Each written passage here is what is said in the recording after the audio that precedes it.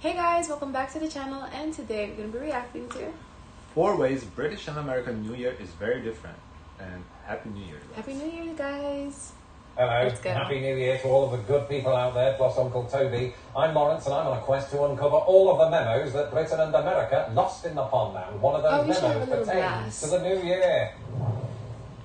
And I know what you're thinking, ooh, Lawrence, I thought you gave up alcohol. I did. This is sparkling water. Yeah, it looks like anyway, juice. when I first moved to the United States, my first New Year celebration didn't seem much different to those that I Wow, look experienced how back he in Britain. transformed Yeah, he himself. lost weight a lot. He lost weight here. Wow. But then, as the years went on, I started to notice that I'd been completely and utterly a little bit incorrect. Because while both countries do the countdown to midnight and drink and indulge in fireworks, the way we do these things, as well as other traditions, does differ on either side of the pond. And Off the bat, in Lithuania, the fireworks is way better than here.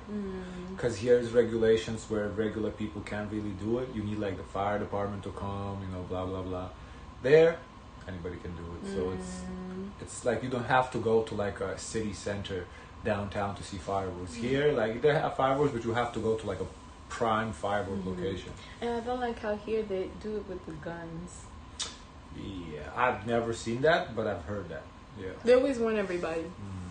And if you've somehow gone the whole of What 2023 comes up without must come subscribing down. to this channel, do that now. In the meantime, here are 4 ways that British and American New Year is very different. The first of these is Good the ways luck. in which both countries try to engineer good luck going into the new year. Oh, What do yeah. I mean by that? Well, this amount Do you know any traditions to bring in good luck? I heard some over on TikTok as a reason that I didn't know. Like, for example, on the 31st to the 2nd, you're not supposed to clean your home because you're going to be washing away your fortune in the new year. Okay, never heard that before. And if you're single, they say you should eat grapes under the table. What? I know. I don't know any others. No, I don't remember honestly any good luck. Only made for us, we do good luck soup in the Oh new yeah, year. yours is the soup. Yeah, for us, I don't remember. I'm sure there is some tradition. I just don't remember. says I'm going to hand you off to YouTube sensation Lawrence Brown, who is me. In Scotland, and by extension parts of northern England, there's a tradition called first footing, in which the first person to enter a home on January 1st brings good luck for the rest of the year. Now, this doesn't include burglars. We're talking about family members or friends of the people who live in the house. And it's not always true, because for me, last January 1st, the first person to enter my house was Chainsaw Jim, who subsequently stole my fence. But it is a tradition that plays a big role in the Scottish hogmanay traditions. In the US, specifically in the South, the biggest good luck charm is the black-eyed peas. Just Really? black-eyed peas, not the band, food. Consumption of the black-eyed pea dish, Hopping John, on New Year's Day is seen as a harbinger of good luck for the year ahead. I guess that's similar to like Sujamu.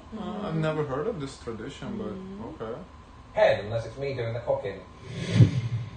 You would not believe how much of an impact time zones can have on one's New Year celebrations. Firstly, growing up in Britain, I and the rest of the country were on the exact same time zone. So all of our celebrations were in perfect unison. It never occurred to me that there are countries around the world where this is not the case. And one of those countries is the United States. Now, when I lived in Indianapolis, this wasn't really a problem. And that's because I was on Eastern Standard Time, which is the same time zone as Times Square. There's a lot of time involved. But then I moved to Chicago, and I was suddenly 1 hour behind New York. From then on, watching Dick Clark's Rocking New Year's Eve felt That's weird, true. because I was That's celebrating. weird. Yeah, that's true. I can see that.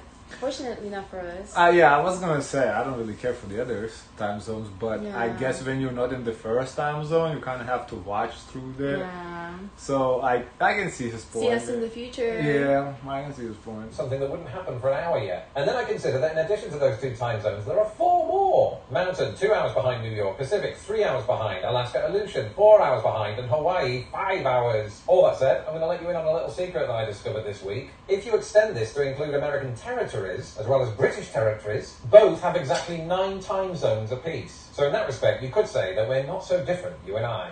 Swear I'm not drunk. And then there's the countdown itself, and in Britain, all eyes turn to the Elizabeth Tower, or as it's known to purists, Big Ben. And even though purists will be quick to point out that traditionally Big Ben Big is the name of Ben. the bell and not the tower, but I digress. In The hindsight, details I on Big suppose Ben it's is weirdly so logical. pretty. It looked like a proper watch. Why is it called Big Ben? I don't remember. Big Ben? Called the countdown. I get why it's big, but why is it Ben? a year by staring at one of the world's most famous clocks. And for me, the sound of Big Ben's gong, which I promise isn't rude in any way, will forever be synonymous with the passing of one year to the other. In America, we watch a ball drop. Again, Yeah. it's not dirty. And that's because the ball in question is massive and made out of crystal. And instead of taking place in the country's capital city, which probably wouldn't allow buildings of this height, the ball is dropped in New York. And I don't really know what happens once the ball reaches its final destination. Does it smash into a million pieces? Because that would mirror the fate of most of my champagne glasses. Actually, I'm just hearing from an article that I read online that it does not smash, it comes to a rest. Which on the one hand is good, but on the other doesn't make for such a resting television. Old Lang Syne, is there any song out there more synonymous with the new year? Happy New Year by ABBA. And at this point you might be thinking, Lawrence, I know for a fact that Old Lang Syne is sung in both Britain and America, so what's going on? You see, this song became synonymous with the New Year in both countries at different times and for different reasons. In fact, the song's lyrics were the work of renowned Scottish poet Robert Burns, who, while adopting an existing traditional tune, came up with the piece in 1788. And shortly thereafter, two things happened with this song. Firstly, it became associated with Scottish New Year celebrations, and secondly, it would shortly do the same in the rest of Britain. And at this time, you may or may I wish he played the song because the name is vaguely familiar, but I can't make up what the song is. do not know that Britain was forming a colonial empire, and the tradition spread to many of its colonies. But absent from that list was the United States. This perhaps owes a lot to the fact that by then, the United States had become the first country to gain independence from the British, and from the 19th century, it was forming holiday traditions of its own. So then when did Old Lang Syne take off here? And the answer is easy. The 20th century. Because it was popularised here not by a Scotsman or an Englishman, but another perfectly good setup for a joke, a Canadian. Band leader Guy Lombardo, presumably familiar with the Scottish tradition, performed the song every New Year's Eve with his band, the Royal Canadians, broadcast to a North American audience every year from the late 1920s to the 1970s. And it's been a New Year staple here ever since. I don't know if I would say staple, because I don't even know what the song is off the top of my head. So, to be fair, out of the four traditions you mentioned, okay, the ball drop is kind of like a thing, so that is true. And then what was the first one? No, the good luck. First one was good luck. Second, the time zones. Okay, time zones. Yeah, so the time zones and the ball drop, I would say kinda. The others too, the soup. I don't know, I've never heard of the soup before. So I mean, I'm sure they exist, but it's the beans. Yeah, the bean. Is it soup? It's just the peas. I don't know. Yeah, but that dish, I'm sure it's just regional, not all over the country. And he said in the South. Yeah, he did in the South. Maybe we are the South, but I've never heard of it. And I think like it's like a Georgia thing, Alabama, maybe Texas. Yeah, and this Old Lang Syne, I recognize the name, but we don't have like a song that's a New Year's song though. No. Right, so I don't think it's like that widespread. You know what they play for the song is Frank Sinatra, New York. New York. When the ball drops. I guess. Guys, of course, let us know your thoughts. Don't forget to like, comment, and subscribe.